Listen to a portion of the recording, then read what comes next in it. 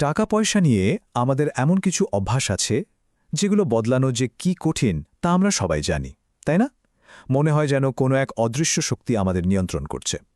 তো চলুন, আজকের এই আলোচনায় আমরা ঠিক সেই অদৃশ্য শক্তিগুলোর জগতেই ডুব দেব, যেগুলো আমাদের অজান্তেই আমাদের সব আর্থিক সিদ্ধান্তগুলোকে চালাচ্ছে। আচ্ছা, আমরা কি কখনো ভেবে দেখেছি টাকার অভ্যাসগুলো বদলানো আসলে এতটা কঠিন কেন? দেখুন, আমরা কিন্তু অনেকেই জানি যে সঞ্চয় করাটা জরুরি বা অপ্রয়োজনীয় খরচ কমানো দরকার। কিন্তু জানার পরেও কেন যেন আমরা ওই আর্থিক দুশ্চিন্তার চক্র থেকে বের হতে পারি না? ব্যাপারটা কি বলুন তো? আসল উত্তরটা কিন্তু আমাদের ইচ্ছাশক্তিতে লুকিয়ে নেই। কারণটা আসলে আরও অনেক গভীরে, একেবারে আমাদের নিজেদের ভেতরে। আর একেই বলা হয় মানি স্ক্রিপ্ট। সোজা কথায়, টাকা নিয়ে আমাদের মনের ভেতরে লুকিয়ে থাকা কিছু বিশ্বাস। তো চলুন, আমাদের এই ফিন্যান্সিয়াল অটোপাইলট সিস্টেমটাকে একটু কাছ থেকে দেখা যাক। ভাবুন তো, আমাদের বেশিরভাগ আর্থিক সিদ্ধান্ত, মানে কি কিনছি, কোথায় খরচ করছি, এই সব কিছুই কিন্তু ওই অদৃশ্য প্রোগ্রামটাই চালাচ্ছে। আর এই প্রোগ্রামটা আমাদের ভেতরে ইনস্টল হয়ে গেছে অনেক অনেক দিন আগেই।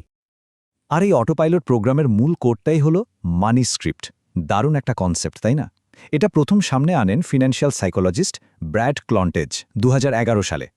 সহজ করে বললে, মানি স্ক্রিপ্ট হল টাকা নিয়ে আমাদের অবচেতন মনের কিছু বিশ্বাস। এগুলো সাধারণত আমাদের ছোটবেলায় তৈরি হয় আর বড় হয়ে আমাদের সমস্ত আর্থিক আচরণকে নিয়ন্ত্রণ করে।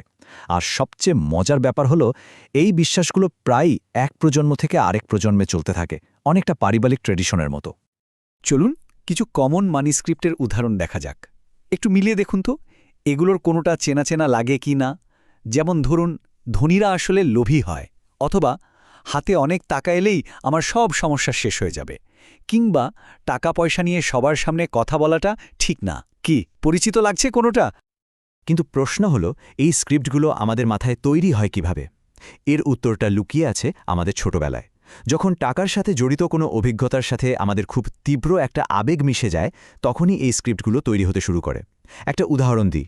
ধরুন, একটা শিশু তার বাবা মাকে প্রায়ই টাকা নিয়ে ঝগড়া করতে দেখছে। ওই সময় তার মনে যে ভয় বা কষ্ট তৈরি হচ্ছে, সেই আবেগটা থেকেই হয়তো তার মনে এই বিশ্বাসটা গেঁথে যেতে পারে যে টাকা মানেই অশান্তি, টাকা মানেই কষ্ট। আচ্ছা, তাহলে এখন আলোচনার একেবারে মূল পর্বে আসা যাক। ডক্টর ক্লঞ্জোসের গবেষণা অনুযায়ী এই মানিস্ক্রিপ্টগুলোকে মূলত 4টা ভাগে ভাগ করা যায়। চলুন দেখে নেই সেগুলো কি কি। তালিকার প্রথমটা হল মানি অ্যাভয়েডেন্স, মানে টাকাকে এড়িয়ে চলার প্রবণতা। যাদের মধ্যে এই স্ক্রিপ্টটা কাজ করে, তারা টাকাকে দেখেন একটা দুশ্চিন্তা বা এমনকি ঘৃণার উৎস হিসেবে। তাদের মনে হয় সম্পদ জিনিসটা খারাপ, আর ধনী মানুষ মানেই নেগেটিভ কেউ। এর ফলে কি হয় জানেন? তারা নিজেদের আর্থিক সাফল্যকে নিজেরাই বাধা দেন। এমনকি অনেক সময় অজান্তেই এমন সব কাজ করে বসেন যাতে টাকা হাতে না আসে। আর টাকা এলেও সেটা হয়তো বিলিয়ে দিয়ে যত তাড়াতাড়ি সম্ভব দায়মুক্ত হতে চান। এই ধরনের মানসিকতার মূল কথাটা অনেকটা এরকম: যখন আমার চারপাশে এত মানুষের এত অভাব, তখন আমার একার কাছে বেশি টাকা থাকাটা ঠিক না, আমি এটা ডিজার্ভ করি না। এবার আসি ঠিকের উল্টো একটা স্ক্রিপ্টে। দ্বিতীয়টা হল মানি ওয়ারশিপ, সোজা কথায় টাকার উপাসনা করা। এই স্ক্রিপ্টে বিশ্বাসী মানুষদের ধারণা হল টাকাই সুখের আসল চাবিকাঠি। টাকা থাকলেই জীবনের সব সমস্যার সমাধান হয়ে যাবে। তাদের মনের গভীরে সবসময় একটাই চিন্তা ঘোরে: আমার কাছে যা আছে তা যথেষ্ট নয়, আরও চাই, আরও টাকা চাই। আর এই বিশ্বাস থেকেই তারা হয়তো অপ্রয়োজনীয় জিনিসপত্র জমাতে থাকেন, প্রয়োজনের চেয়ে অনেক বেশি খরচ করেন, অথবা সম্পর্কগুলোকে পেছনে ফেলে ওয়ার্কাহলিক হয়ে যান। তাদের ভেতরের মূল বিশ্বাসটা হল, আমার কাছে যদি আরও কিছু টাকা থাকত, তাহলেই জীবনটা একদম ঠিক হয়ে যেত। এরপর ৩ নম্বরে আছে মানি স্ট্যাটাস। এই স্ক্রিপ্টের মানুষদের কাছে আত্মমর্যাদা আর নেটওয়ার্থ, মানে মোট সম্পদ, দুটো যেন একই জিনিস। তারা বিশ্বাস করেন যে টাকা আর স্ট্যাটাসের প্রতীকগুলো, যেমন ধরুন দামি ব্র্যান্ডের জিনিস, এগুলোই আসল ক্ষমতা এনে দেয়। আর এই মানসিকতার ফলে তারা প্রায়ই ঝুঁকিপূর্ণ আর্থিক সিদ্ধান্ত নিয়ে বসেন, অনেক ঋণের বোঝায় জড়িয়ে পড়েন, আর সমাজে একটা সফল ভাবমূর্তি ধরে রাখার জন্য আয়ের চেয়ে বেশি খরচ করে ফেলেন। আমাদের চারপাশে এমন উদাহরণ কিন্তু কম নেই, তাই না? এই স্ক্রিপ্টের মূল মন্ত্রটা বেশ ভয়ঙ্কর: কারোর আত্মমর্যাদা তার মোট সম্পদের সমান। ভাবুন একবার, টাকা আর ব্যক্তিগত পরিচয়কে কতটা বিপজ্জনকভাবে এক করে ফেলা হচ্ছে এখানে। আর সবশেষে 4 নম্বর স্ক্রিপ্টটা হল মানি ভিজিলেন্স, অর্থাৎ টাকার ব্যাপারে সবসময় সতর্ক থাকা।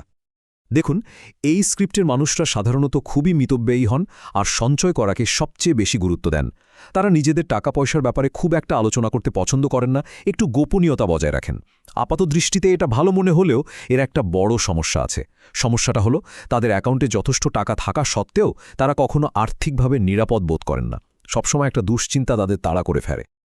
তাদের মূল দর্শনটা হল টাকা খরচ করার জন্য নয়, টাকা হল জমিয়ে রাখার জন্য। কিন্তু এখানে একটা খুব ইন্টারেস্টিং প্রশ্ন চলে আসে।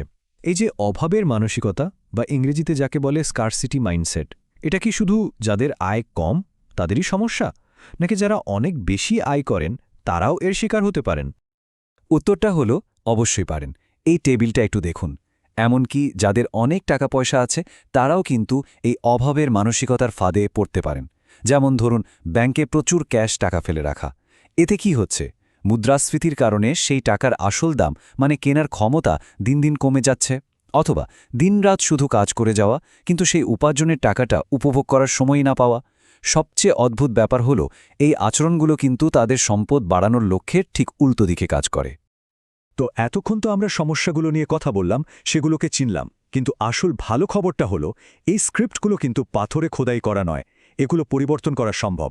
চলুন এবার তাহলে সেই দিকেই মনোযোগ দিই। কিভাবে নিজের পুরনো মানি স্ক্রিপ্টটা নতুন করে লেখা যায়? এর জন্য মূলত ৩টা ধাপ আছে। প্রথম ধাপ, নিজের টাকার গল্পটা খুঁজে বের করা। অনেকটা গোয়েন্দার মতো করে নিজের অতীতে ডুব দিতে হবে। টাকা নিয়ে প্রথম স্মৃতিটা কী ছিল, বাবা মা টাকা নিয়ে কি বলতেন, কি শেখাতেন, এগুলো খুঁজে বের করতে হবে। এরপর দ্বিতীয় ধাপ, নিজের বিশ্বাসগুলোকে চ্যালেঞ্জ করা। নিজেকে সরাসরি প্রশ্ন করতে হবে, আচ্ছা, আমি যে বিশ্বাস করি টাকা থাকলেই সব সমস্যার সমাধান হয়ে যাবে, এটা কি আসলেই সত্যি? এই বিশ্বাসটা কি আমাকে আমার লক্ষ্যে পৌঁছাতে একটুও সাহায্য করছে? আর সবশেষে তৃতীয় ধাপ, নিজের গল্পটাকে নতুন করে সাজানো। ব্যাপারটা অনেকটা পুরনো একটা মানচিত্র ফেলে দিয়ে নিজের জন্য নতুন একটা মানচিত্র আঁকার মতো, যেখানে অভাবের চিন্তার বদলে থাকবে কৌশলগত আর ইতিবাচক চিন্তা। শেষ করার আগে একটা কথা বলি, আমাদের প্রত্যেকের আর্থিক জীবনই কিন্তু একটা গল্প বলে।